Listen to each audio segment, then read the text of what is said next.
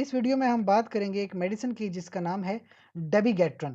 So basically डेबिगेट्रन क्या काम करती है और किस तरह से आपकी बॉडी की फिजियोलॉजी को चेंज करती है, इसको हम डिस्कस करेंगे। लेकिन एक बात याद रखें, ये एक ऐसी मेडिसिन नहीं है कि बस आप दुकान पे गए और मेडिसिन ले ली आपने।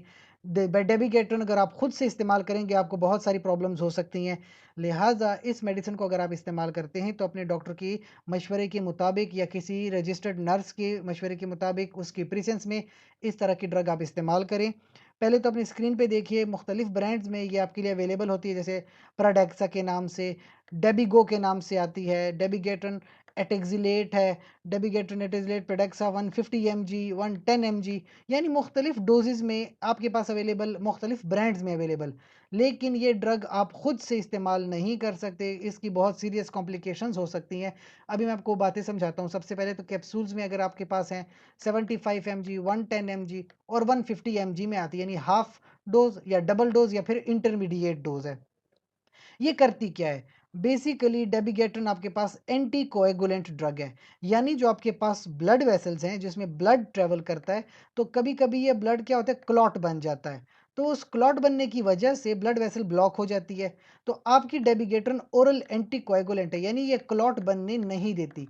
अब ऐसी बहुत सारी कंडीशन है जहाँ पे क्लॉट बनना नुकसानदेह साबित होता है, लेकिन ऐसी भी कुछ कंडीशन है जहाँ पे हमें क्लॉट बनना लाजमी होता है। जैसे कभी इंजरी हो जाए तो क्लॉट बनना ज़रूरी है, वरना तो ब्लीडिंग के ज़रिए सारा ब्लड बॉडी से निकल जाएगा।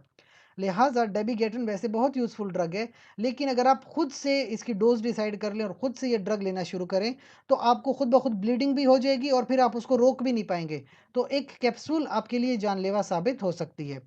लिहाजा जो आपके पास डिजीज़ हैं, जैसे स्ट्रोक हो गया, या जहाँ पे हार्मफुल ब्लड क्लॉट्स बनते हैं लेग्स में, यानी डीप वेन थ्रोम्बोसिस हो सकती है, पल्मोनरी थ्रोम्बोसिस हो सकती है, इस तरह का कोई क्लॉट बन गया, हार्ट के अंदर कोई इरेगुलर बीट्स आ रही हैं, डीप वेन थ्रोम्बोसिस जैसे डीवीटी हमने बात कर ली, पल्मोनरी एम्बोलिज्म की बात कर ली, या जो लोग सर्जरीज करवाते हैं, स्पेसिफिकली जब सर्जरी करते हैं उस वक्त आपको एंटीकोएगुलेंट की ज़रूरत पड़ती है।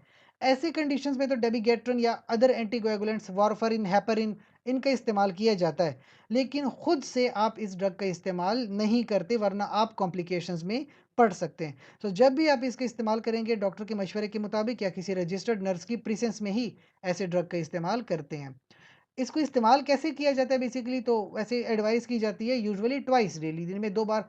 ख़ास करके वो लोग जिनको हार्ट अटैक की प्रॉब्लम्स होती हैं, बार-बार उनमें क्लॉट बनते हैं, तो इस वजह से इन लोगों को प्रेस्क्राइब कर दी जाती है। और क्लिनिकल यूज़ में भी स्ट्रोक प्रोफाइलैक्सिस, यानी स्ट्रोक से बचने के लिए, जिन लोगों को एट्रियल फिब्रिलेशंस हों, वहाँ पे ज़्यादातर चांसेस बन जाते हैं स्ट्रोक वगैरह के।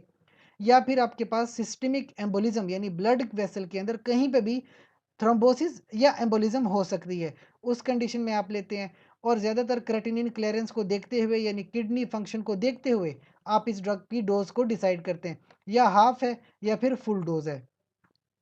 इसके अलावा कुछ वार्निंग साइंस के प्री मेच्योर डिसकंटिन्यूएशन, यानी जब आप एक ड्रग स्टार्ट कर ली है, कोई भी ओरल एंटीकोएगुलेंट जैसे डेबिगेट्रन है या कोई और ड्रग है, तो अगर आप डायरेक्टली उसको डिसकंटिन्यू कर दें तो थ्रोम्बोसिस के चांसेस बढ़ जाते हैं।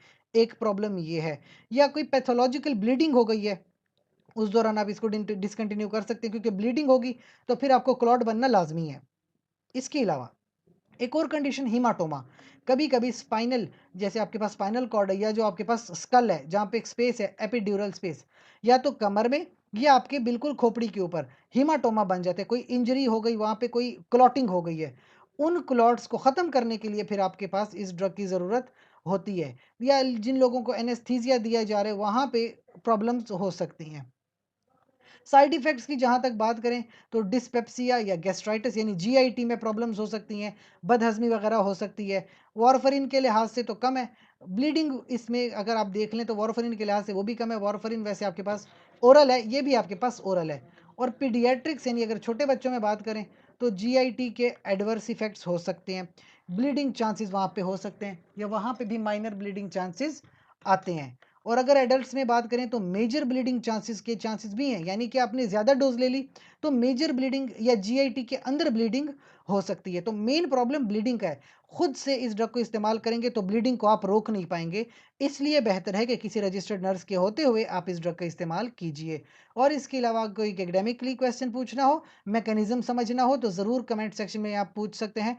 साथ साथ चैनल को लाइक करें, कमेंट करें, शेयर करें और सब्सक्राइब करें।